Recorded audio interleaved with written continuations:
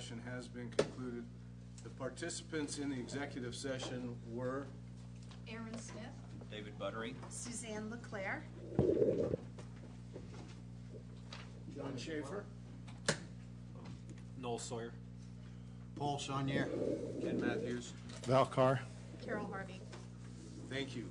If any person who participated in the executive session believes that any substantial discussion of any matters not included in the motion to go into the executive session occurred during the executive session in violation of the open meetings law, I ask that you state your concerns now.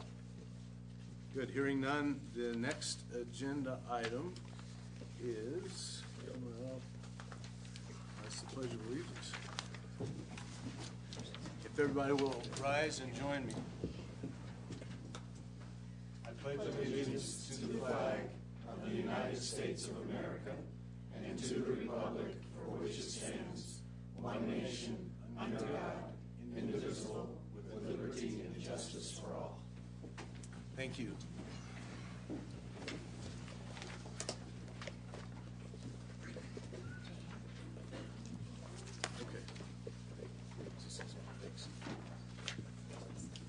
Okay, welcome everybody. We are at number 4 on your agenda, and we're going to have the presentations of the Girls of the West, which is always exciting, by Ms. Palmer.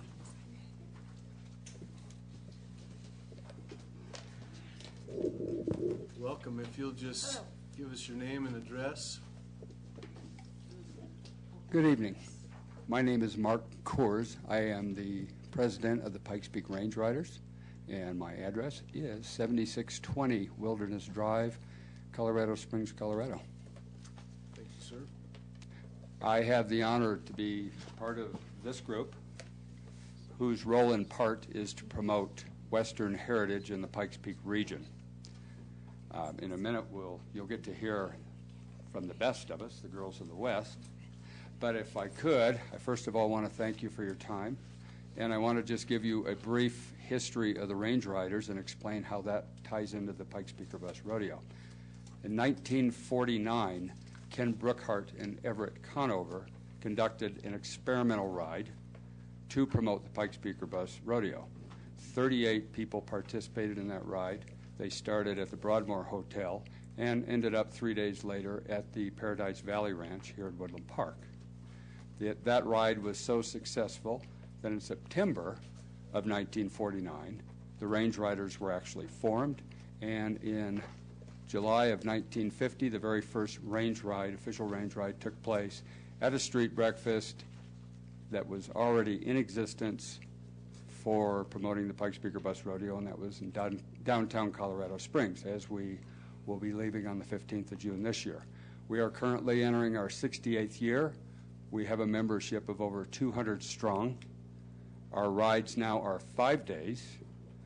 We generally have up to 160 participants on our ride. And this year we will be traveling through here on our way to Terrill, Colorado. We will camp private ranch, and we will ride National Forest trails for those 5 days. So it's my honor now to first of all be able to introduce Corliss Palmer. She is wearing 2 hats tonight. She is also with the Pikes Peak Bus Rodeo Board, but she is more affectionately known as the Mom of the West.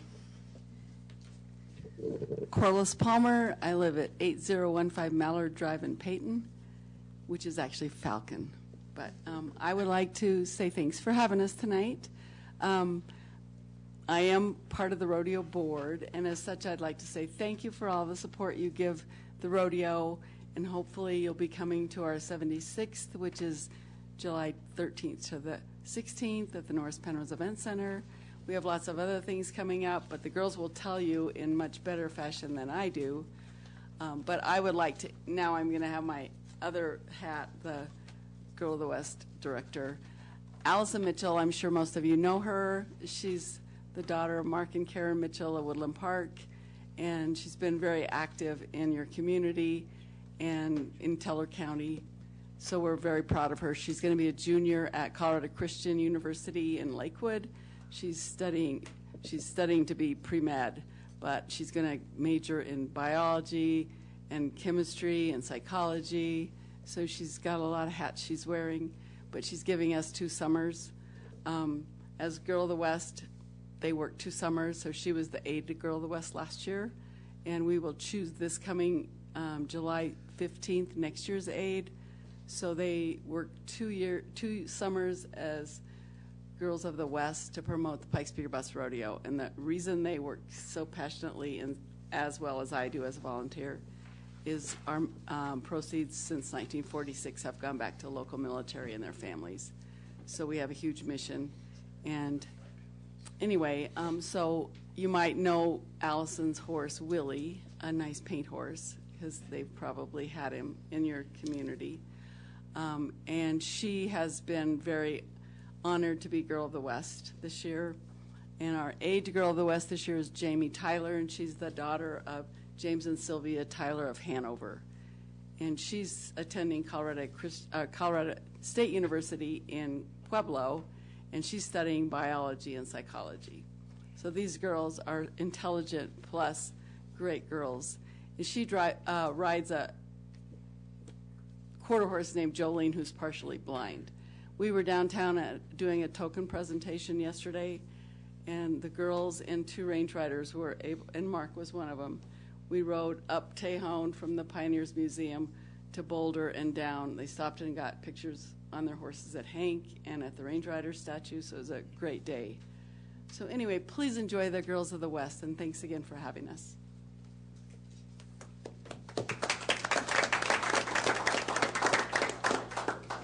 Hi, I'm Allison Mitchell, Girl of the West. My address is 203 Debbie Circle, Woodland Park, Colorado.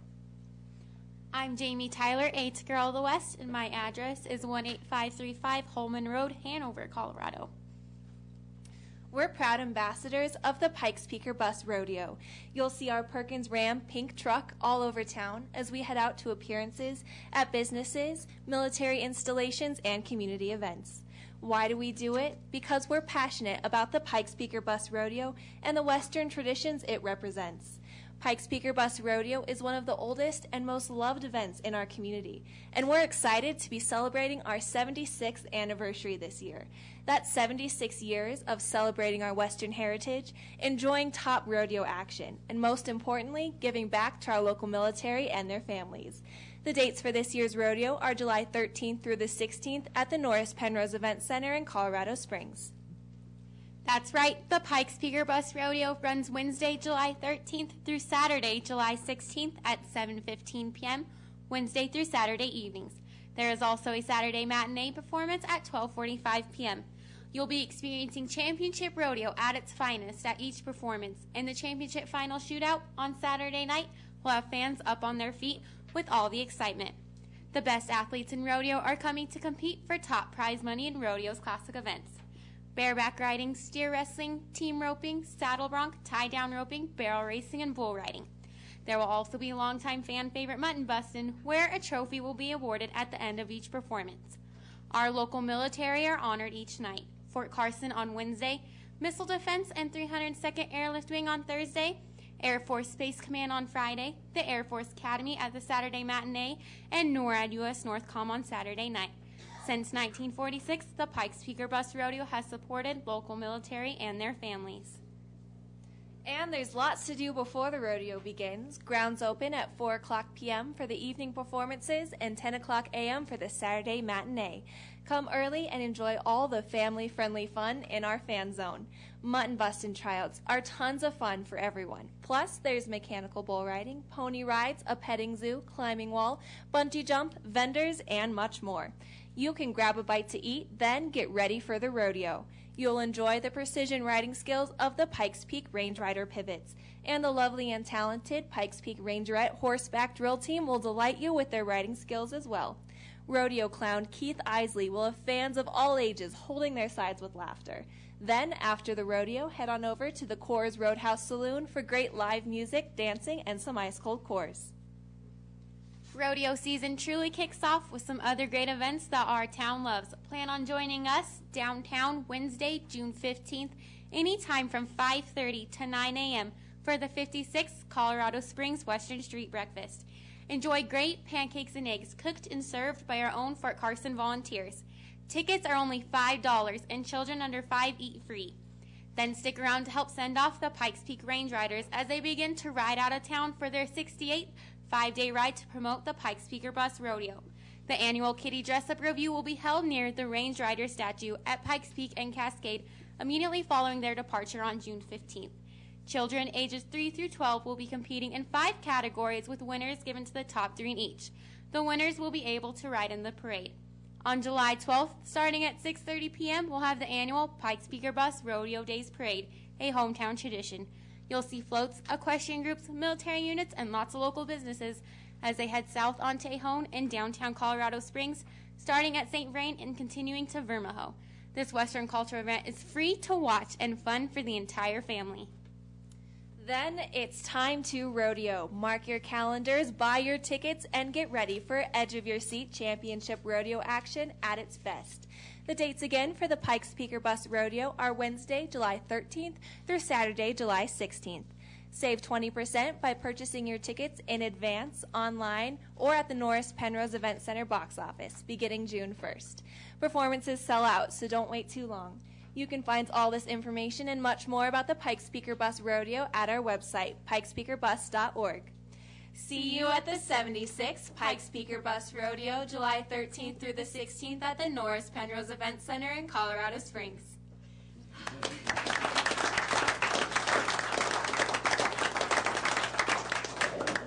I just want to say thanks to Spence Swan for showing up tonight. He wraps our pink pickup every year for the last 10, I think, and it's fabulous. So if you see us around town, you'll know that's us.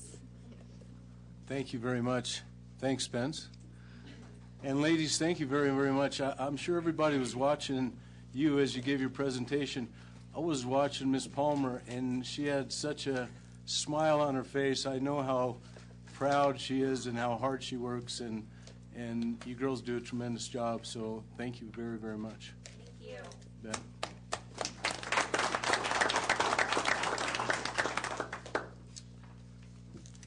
Okay, that's going to be hard to top, but Suzanne, you get to go next. Thanks, Mayor Leakey. This evening on tonight's agenda, we have an appointment to the Utility Advisory Committee. There are currently 3 vacancies and 2 alternate positions available on the UAC. They've become vacant as of May 31st. As per council policy, the openings have been advertised on Facebook, the city website, Channel 10. Letters were also sent out to all of the incumbents. As of the deadline of the receipt of applications, which was Friday, May 27th, the city clerk's office has received 1 application from incumbent J.R. Gatlin. J.R. Gatlin is here in the audience this evening. After council's approval, if so, I am ready to swear him in. Great, thank you, Suzanne. Refresh my memory, we only have 1 for 3.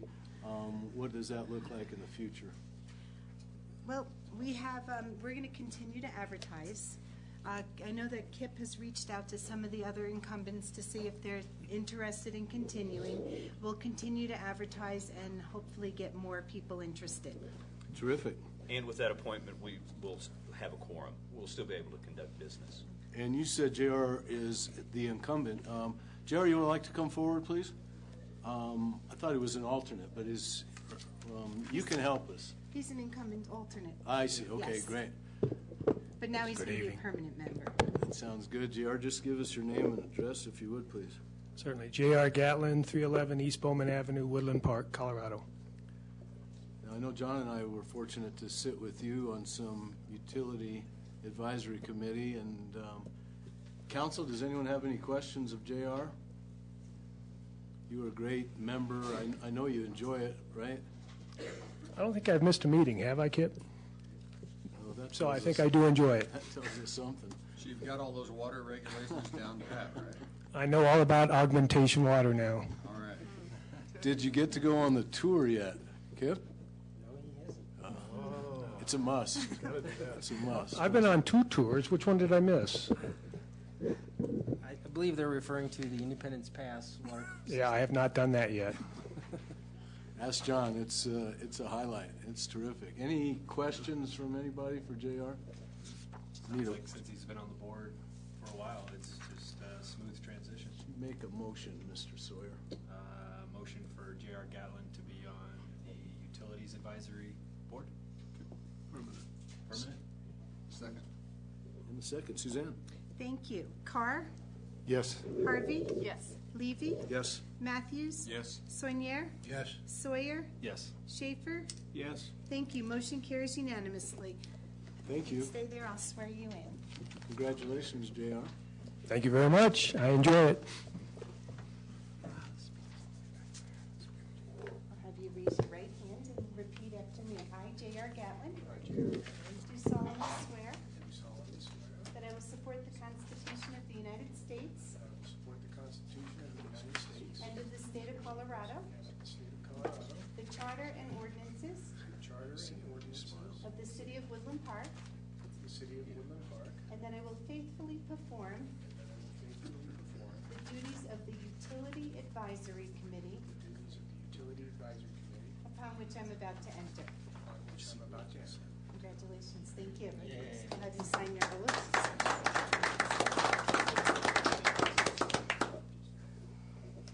You can keep that one, and I'll take this one.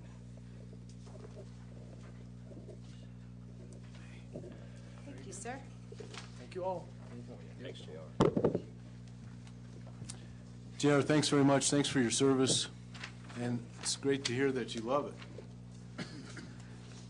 Okay, we will move on to item number 4C and Mr. Wally Dingwell.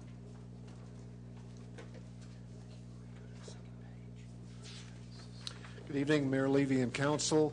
You have in front of you the 2015 Comprehensive Annual Financial Statement, or CAFR, as it's commonly referred to, for the City of Woodland Park. This document is the audited financial statements for the city for the period January 1, 2015 to December 31, 2015. I realize that Council has probably not had a chance to even open the cover. I'm sure you will have questions on that, and in the upcoming days, I will be more than happy to answer those questions. You can either call me, come into my office, send me an email, whatever is your pleasure. Now, to go through the audit process and some of the findings in the audit, it gives me great pleasure to introduce Wendy Swanhorst from Swanhorst and Company, LLC. Wendy's firm has been the auditors for the city for the past at least 7 years, possibly 8. I did ask her last year how many years they've been doing the audit. She gave me a very exact answer of several. I tried to pin her down more definitively this year, and she can get back with 7 or 8. So I'm making slow progress. We're at least getting numbers. But Wendy? Good evening. I'm Wendy Swanhorst with Swanhorst and Company. We completed your audit for the 2015 calendar year. And besides those financial statements that you got, we always give you this management letter. I think maybe you've seen that electronically. This letter is our communication to you, tells you what we did during the audit and what we found during the audit process. So it starts out by telling you that our goal when we come to do the audit is to tell you that those numbers in those financial statements, which come from your accounting records, are all fairly stated. And so within the financial statements, you'll see our audit opinion that tells you we think they are fairly stated. And then some of our other responsibilities under the auditing standards is to tell you if we see any weaknesses in your controls and things like that. So in that letter, we've got a few things that we've talked about, some related to accounting issues. Primarily, we had some adjustments this year related to grants. But otherwise, your day-to-day accounting information was in good order.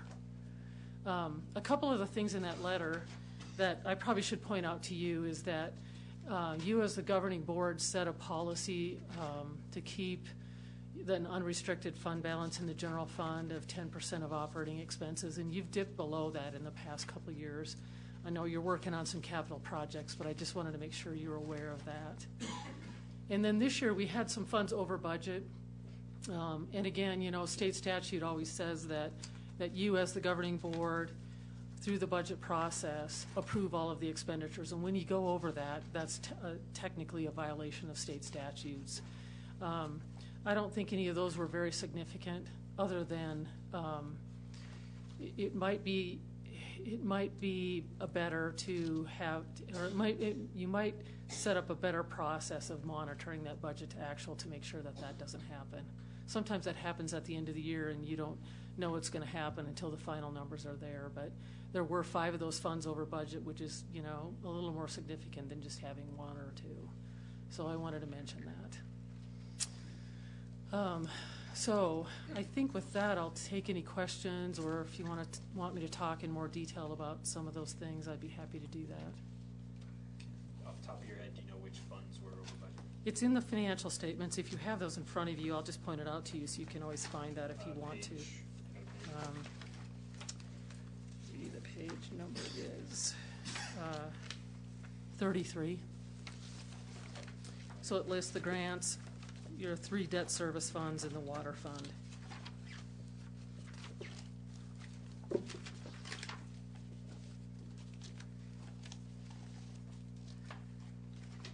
One of the things we noticed in that budget process, to just expand on that a little bit, is that you guys, for example, in the general fund, you increased the expenditures during the year, and there was no problem with that. But in that budget process, when you increased the expenditures, you did not also increase corresponding revenues. And so it made that budget look like you had budgeted to spend more than you had, which wasn't the case. But that might be one thing when you're doing those supplemental budgets to watch a little bit closer. Thank you. Any other questions, council? What were the issues with grants? I don't understand that part. You know, it's an accounting thing, and that grant accounting is somewhat difficult because once you spend the money on a project and it's reimbursed with grants, you don't often know until after the fact how much you'll be reimbursed.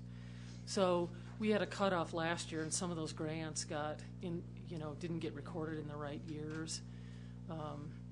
So I think we've done all the journal entries to the accounting records so that we think they're accurate and they're properly reported here. But there were some of those that happened during the audit process, where some of those journal entries were proposed and identified through the audit instead of through your accounting process. So you didn't actually do accruals, you did accrual method on those? No, yes, no. Well, you did some accruals, but not everything was in there correctly. You know, I think too, you guys have which is not uncommon for small governments especially, is you've got people in different departments managing those grants, and sometimes your accountants don't know what's happening until after the fact, and as a result, they don't get some of those entries recorded correctly.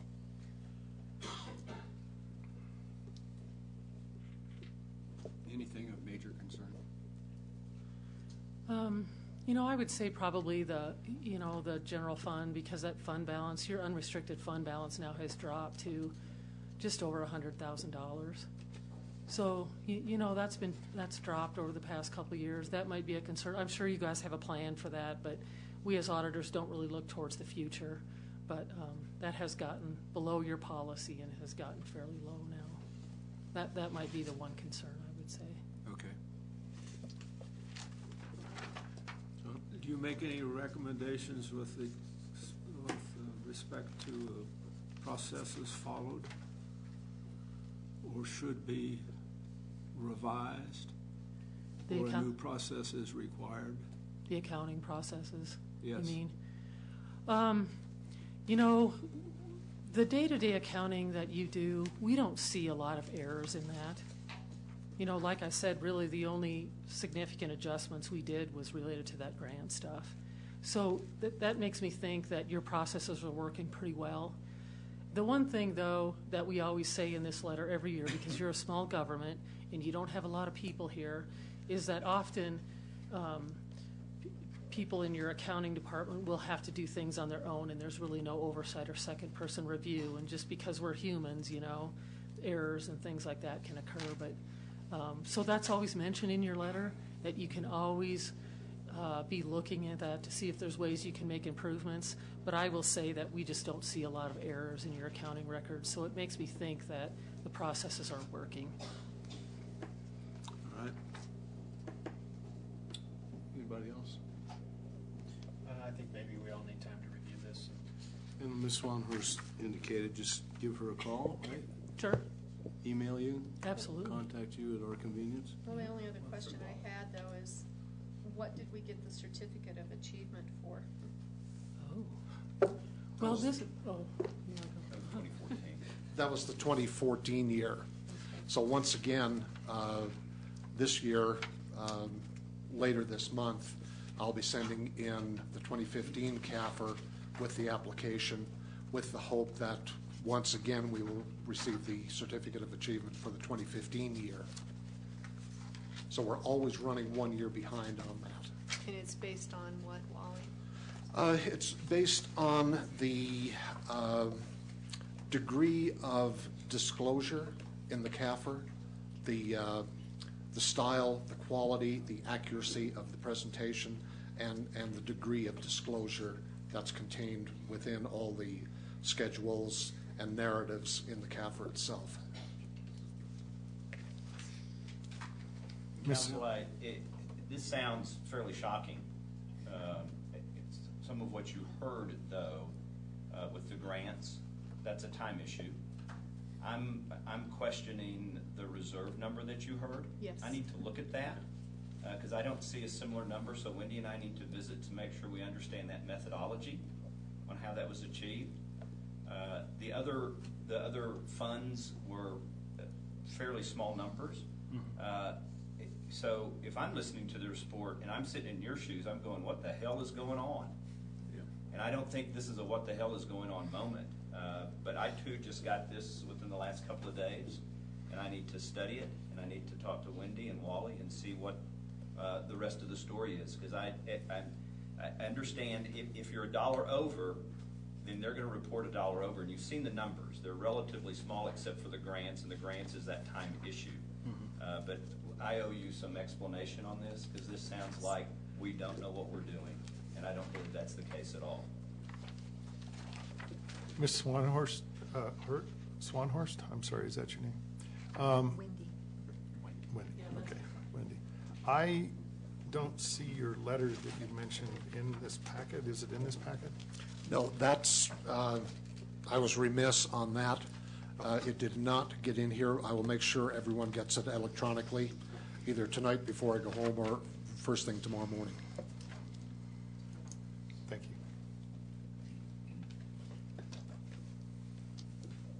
Anybody else?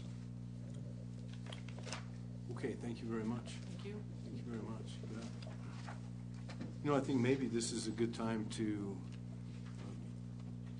mention, I think everyone on council knows that Wally's going to be stepping down here in the next month or so, if I'm not mistaken.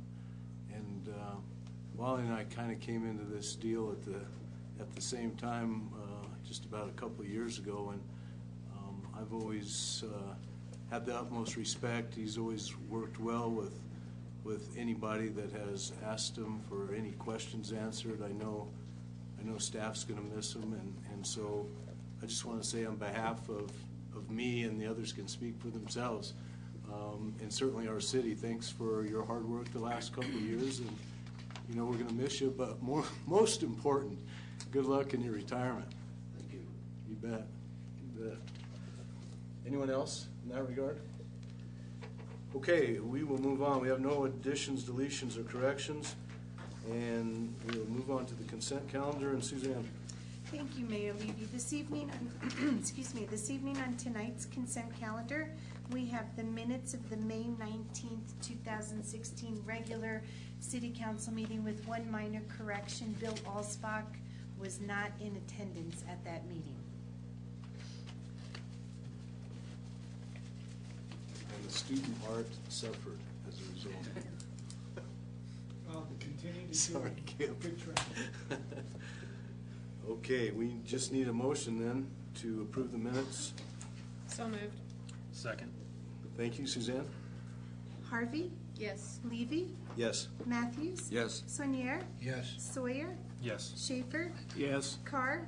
Yes. Thank you. Motion carries unanimously. Thank you, Suzanne. No unfinished business or ordinances on initial posting tonight, so we'll move right into 9A and public hearings. And Laura Pellegrino, we're going to approve ordinance number 1239. Thank you, Mayor Levy, members of council. Tonight, we have a fairly straightforward land use application. It's an application to vacate an interior lot line and the associated easements on both sides of this lot line. It's a request by Michael Weber, who is the property owner, and he is here tonight. And so if council has any questions, he's available to answer them. The application is to vacate the interior lot line between lots 3 and 4 of Paradise of Colorado, filing number 1 in the SR Suburban Residential Zone District. The address for both these lots is 231 and 241 Thunder Ridge Drive. Mr. Weber did submit this application for the interior lot line vacation and the utility easement vacation on March 5th of 2015 when he was considering where to place his house. Since that time, he has decided to locate his house on Lot 3, entirely captured within Lot 3. So his motive now for vacating that interior lot line has changed, but he still did want to pursue that vacation request, which is why we have approximately 1 year between when the application was submitted and when we're bringing it forward between council and the application submittal. So on May 5th, City Council did do a first reading on ordinance number 1239, and tonight, on June 2nd, we are here for the second reading and the public hearing on this ordinance. So a general location for Mr. Weber's property, it is roughly straight east of downtown. Here's Highway 24, and the site is in the Paradise of Colorado, filing number 1 on Thunder Ridge Drive, and it is indicated by this blue dot here. So it's roughly in the southeast end of the city, as shown on this map. This is an aerial photo of his 2 lots. Lots 3 is further east. Lot 4 is just below it. The house, again, is entirely built on Lot 3, and he is looking to vacate this faint green line that is difficult to see on the screen, but is in fact in existence right now, between Lot 3 and 4, and wants to preserve his views and the open space and the privacy that an undeveloped Lot 4 will provide for him. This is Thunder Ridge Drive right here, and this is the statue in the middle of the road, which many of you are probably familiar with. Skyline Drive coming through here, and Majestic Parkway coming this way going east. So that gives you an idea of some of the site characteristics. You can see it's a heavily treed area. It's also the areas that are starting to develop as we go into this subdivision. These are photos of some of the typical characteristics you'll see on this site. These were taken before the house was built, so you can see it's relatively flat, good developable land with many trees. It's a very heavily treed area. This is a Google Earth image, again, taken in approximately 2012, certainly before the house was built. The house was just completed a couple months ago. This is looking from Lot 3 in the middle of the road, looking over Lot 3 and over Lot 4 towards the west. And you can see here is that statue in the middle of Thunder Ridge Drive. This is the Rampart Survey's Exhibit A, which will go with the ordinance, and what it shows is Lot 3 and Lot 4, and this is the lot line separating the 2 lots as platted, and you can see the 5-foot easement on both sides, which is typical for any subdivision plat of this nature. This is the lot line that will be vacated and the 2 easements that will be vacated. Staff has done a complete review and analysis of this site. We find no adverse effect on utilities, access, road construction, area traffic patterns, or adjacent landowners. We also believe that this will result in one contiguous lot. It does conform to the comprehensive plan and all of the requirements and limitations of the Suburban Residential Zone District, and it will result in deeds in the same tenancy. Referrals. This application was sent out to our standard referral agencies, including the Woodland Park Utilities Department, the Public Works Department, The field inspector, the Northeast Teller County Fire Protection District, IREA Black Hills, Baja Cable, and CenturyLink. No concerns were received based on these referrals, and staff did not receive any phone calls from any adjacent landowners that were notified. Public notices included adjacent property owner notices to all property owners within 150 feet of this site. We did post posters on the site, and we published in the Pikes Peak Courier for tonight's hearing. Staff does recommend approval of ordinance number 1239, vacating the interior lot line and the associated 10-foot utility and drainage easement between lots 3 and 4 of Paradise of Colorado, filing number 1 with an address of 231-241 Thunder Ridge Drive in the SR Zone District as requested by Mr. Michael Weber, who is the property owner. That concludes my presentation. Are there any questions from council? Council? No questions. Nice presentation. Thank you. Mr. Weber, would you like to say something before we move forward? This is public comment. If you do, I'd like you to please come forward. You don't have to. Okay.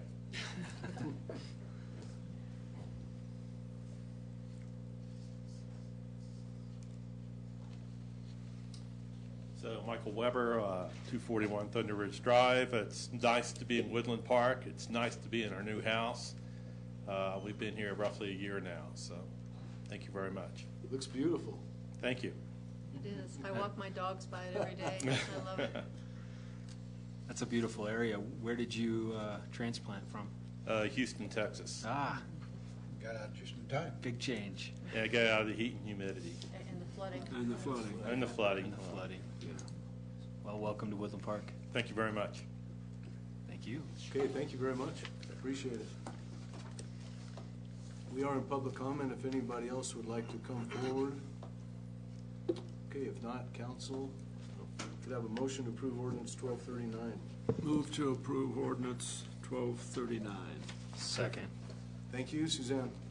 Levy? Yes. Matthews? Yes. Soinier? Yes. Sawyer? Yes. Schaefer? Yes. Carr? Yes. Harvey? Yes. Thank you. Motion carries unanimously. Thank you, Suzanne. And thank you, Laura. Okay, we'll move on to item 9B, and Mr. Wiley. Thank you. I'd like to address item 9B and 9C together. I just asked for separate motion on each agenda item because these two kind of go hand in glove. Ordinance 1282 and 1283 establish a public utility easement.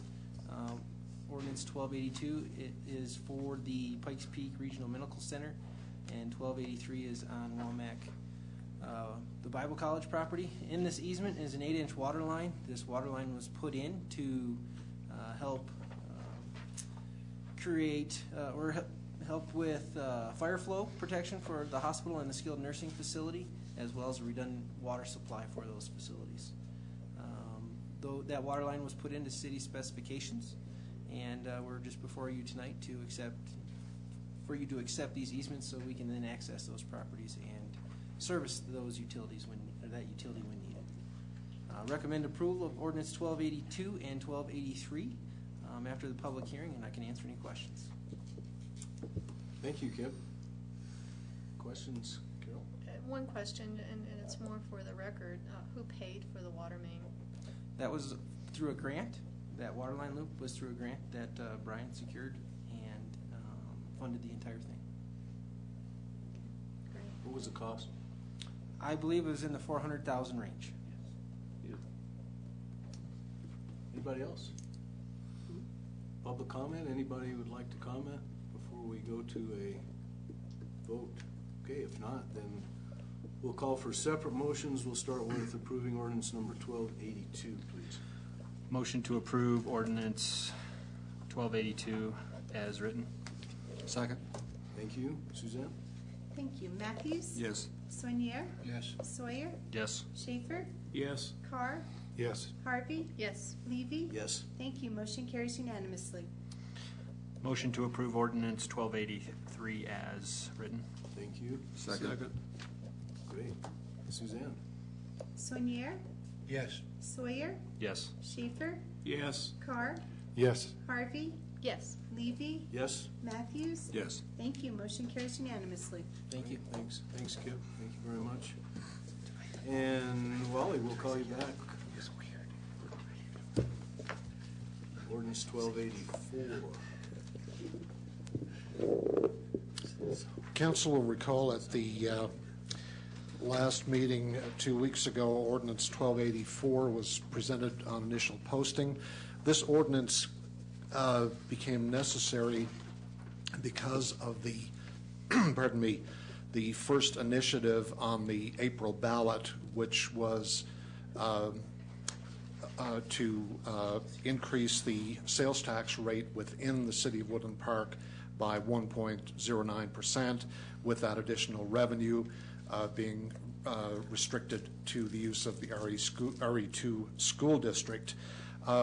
When that initiative passed, it required a change to the city's tax code.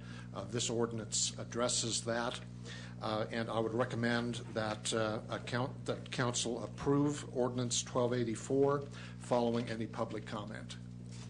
Thank you, Wally. Council, any questions?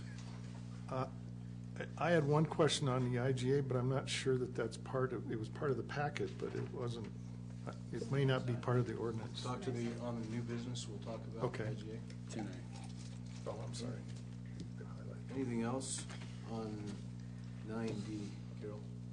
Just housekeeping, I know that we, on recommendation of the city attorney, added the specific uses for that tax money. What is our oversight mechanism to ensure that is how the tax money is spent? It's not addressed in the ordinance. It is not addressed either in the IGA that we're reviewing following. It is except to the extent that should the school district use it incorrectly, there is a broad indemnification in that IGA. Okay, thank you.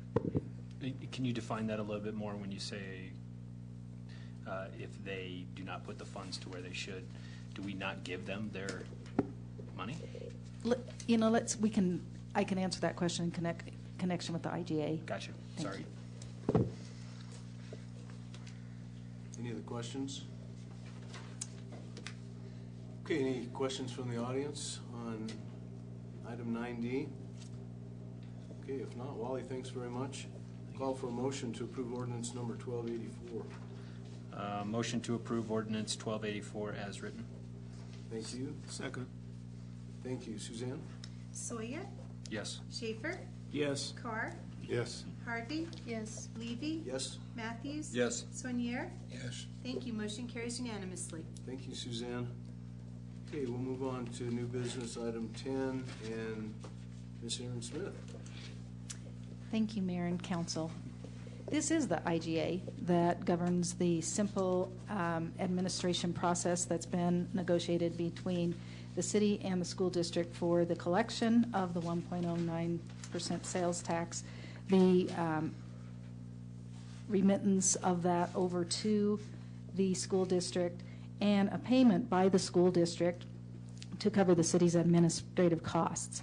And so very simply, this IGA lays out the authority in the whereases that and cites to the election question that was approved in April at the April 5th, 2016 election.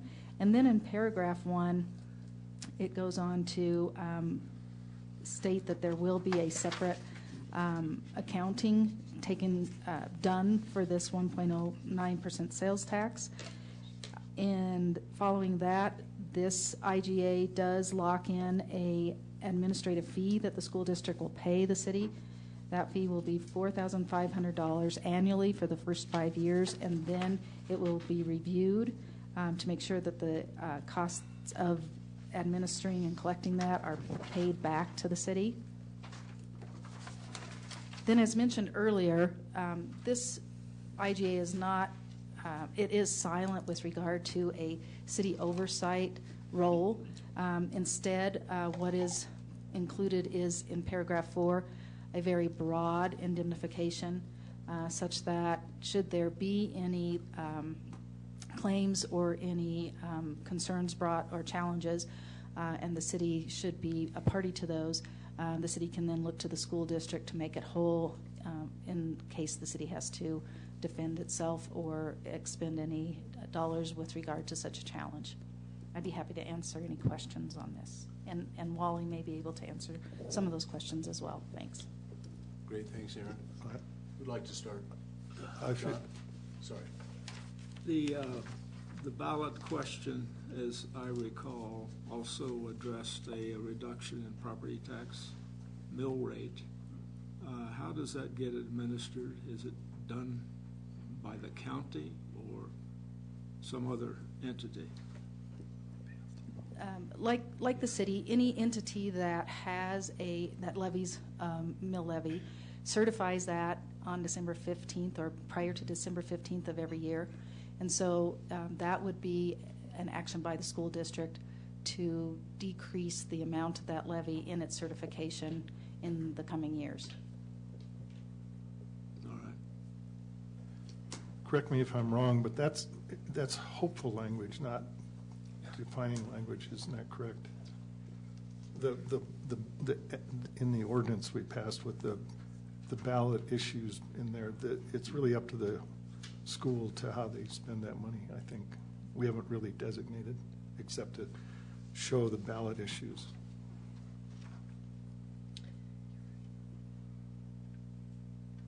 You talk about the proceeds from the 1.09%. Yeah, Okay. the way the ballot issue reads is I believe, is that the school gets to decide, and among the things they get to decide on are the whole list of things, and maybe the mill levy will go down, maybe it Right. won't. District uses including, Right.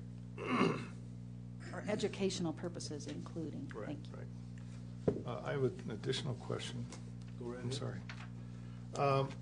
Paragraph 2 on 1, the $4,000, $4,500 annually or $375 monthly. How did we arrive at that? Is that just a guess or? Wally can answer that question. Thanks. One of my staff and myself did a fairly comprehensive time study on how much additional time it would take both of us, because with the collection and posting of sales tax, there's really only two people involved, myself being one to make the final entries, and the sales tax / business license technician being the other person. So we had a look at what additional time we thought that would take us each month as we went through the process of recording all the tax payments that came in. We tried to identify any additional materials that would be used and so on. There are some initial one-time only costs up front, which are treated outside of the scope of this $4,500. And we discussed this with Brian Gustafson with the school district, and we came to a mutually agreeable amount. Thank you. Anybody else? I've got a question. Oh, go ahead. Go ahead. Could you expand more on your language, hopeful language, when you talk about the mill levy? The ballot issue has educational purposes, including, so it includes a whole list of things they can spend it on. It doesn't prioritize them, doesn't mandate them, but it lists a limited number of things they can, and correct me if I'm wrong, I'm sorry to speak out of turn, but he asked me, so that's my understanding. And it always was my understanding that it's a wishful, that's why I say hopeful. The hopeful being the mill levy thing. That we would collect enough tax money for them to have. But the there's a money whole to list of spend. other things there that may or may not go first. Val, I'd just like to say, I think we need to have some faith in our school board that they'll do the right thing. Oh, well, they're going to do the right thing because all those purposes are the right thing. All right, I just...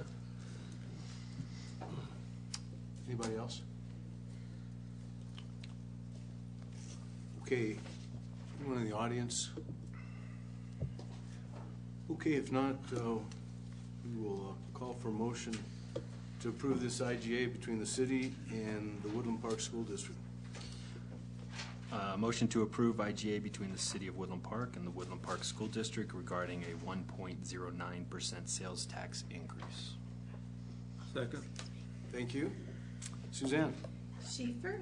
Yes. Carr, Yes. Harvey, Yes. Levy, Yes. Matthews, Yes. Sonier, Yes. Sawyer. Yes. Thank you. Motion carries unanimously. Thank you. Thank you, Aaron. Thank you, Suzanne. We will move on to public comment on items not on the agenda. I don't have anybody signed up tonight. Would anybody like to comment this evening? I see a couple of usual suspects. Come right on up, Marty. No, you can't do it from there. You got to come forward and state your name and do it like everybody.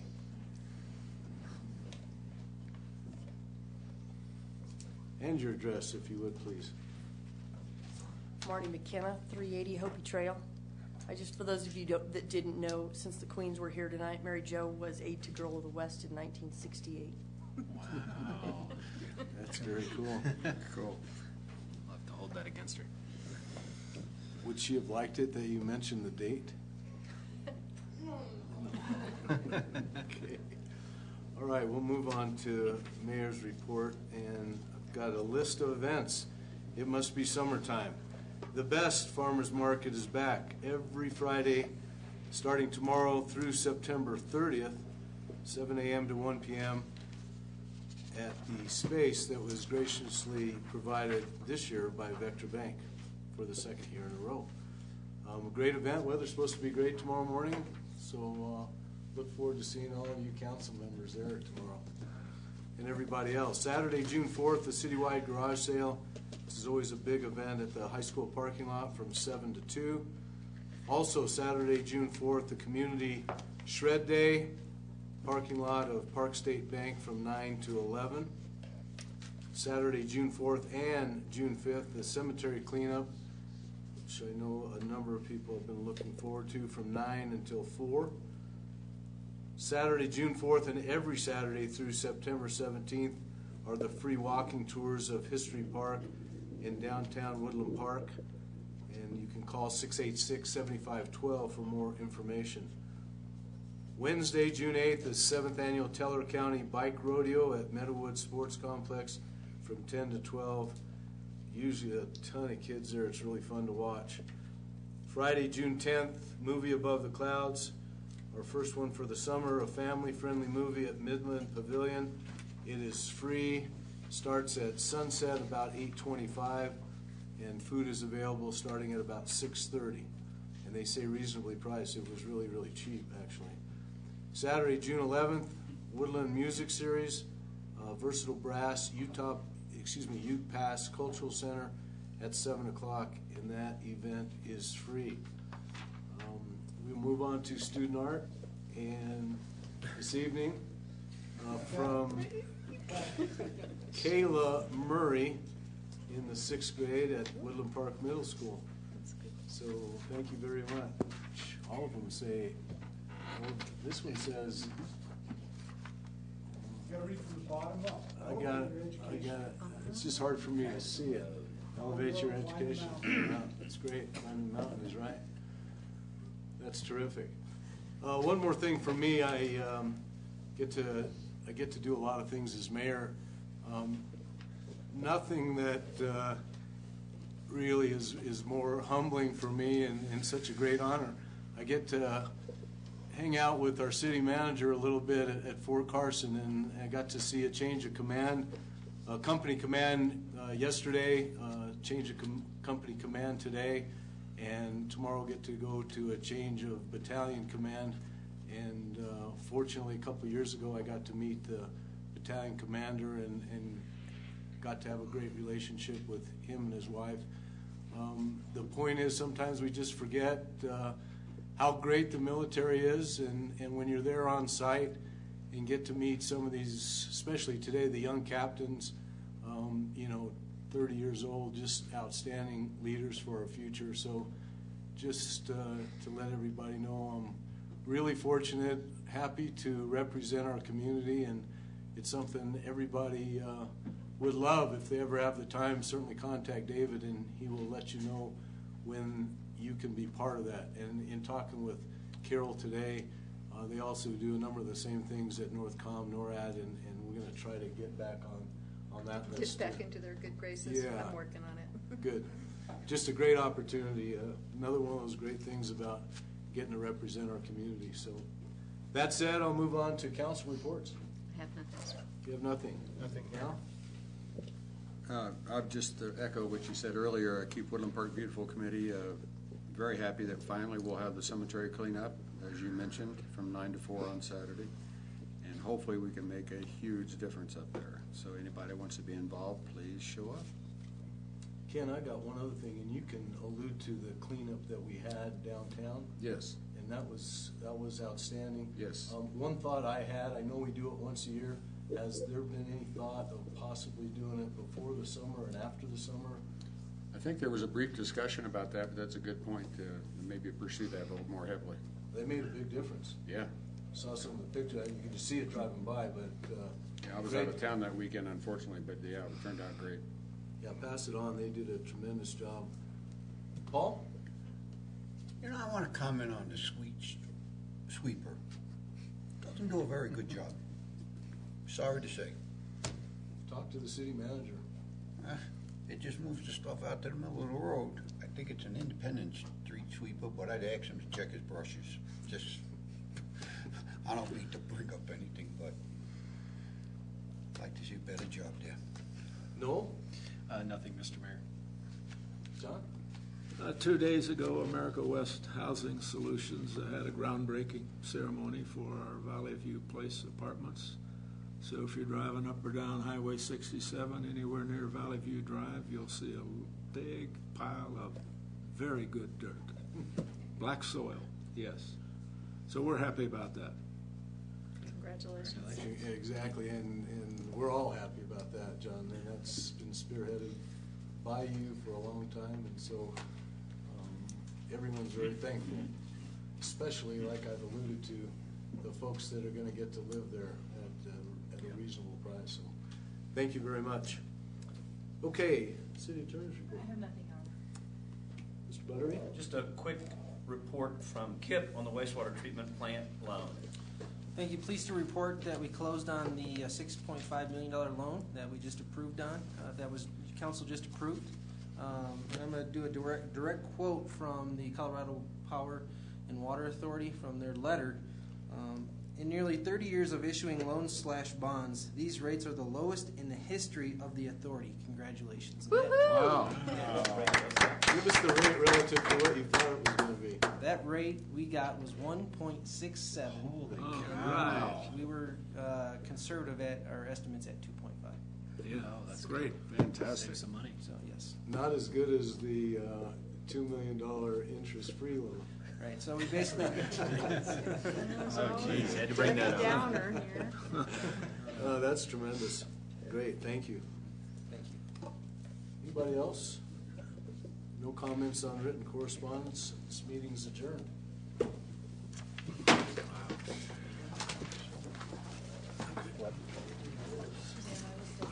Never.